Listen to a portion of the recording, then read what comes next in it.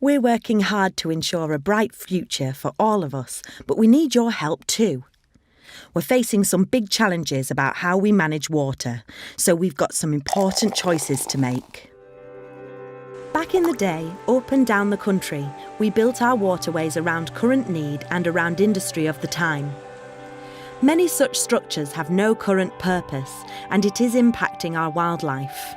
So if you imagine being here 150 years ago, this would have been a peaceful river.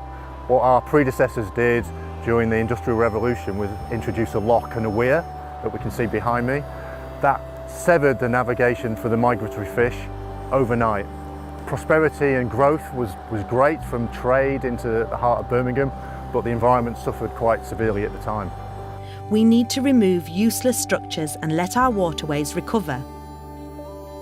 Due to the pressure we have put on our waterways, 4 out of 10 of our lakes, rivers, estuaries and coasts are not achieving their ecological and environmental goals. This affects all of us and our local wildlife. At the moment, the weir is a blockage. The salmon can get over just, but the shad, who aren't a great swimmer, can't get over there.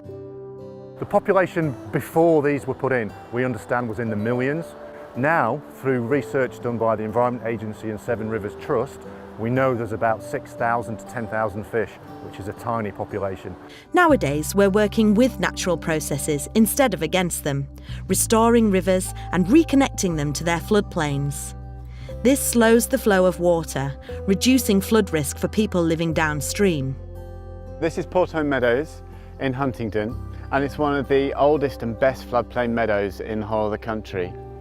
During the winter or in periods of heavy rainfall, the water will come up and it will flood the site.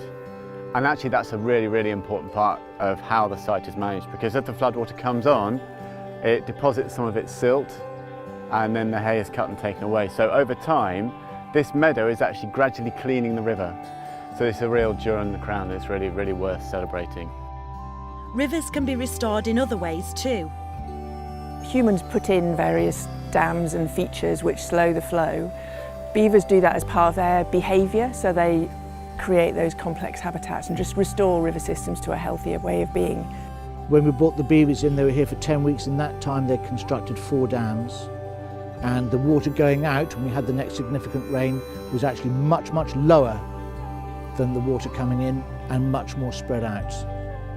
We were changing not just the way the water was flowing, but all the biology and everything that comes along with that. And this has become like a real oasis. And in last summer's drought, for example, when the Environment Agency were pulling out dead fish from various rivers across the southwest, the fish here just got fatter and happier. Small changes, big picture.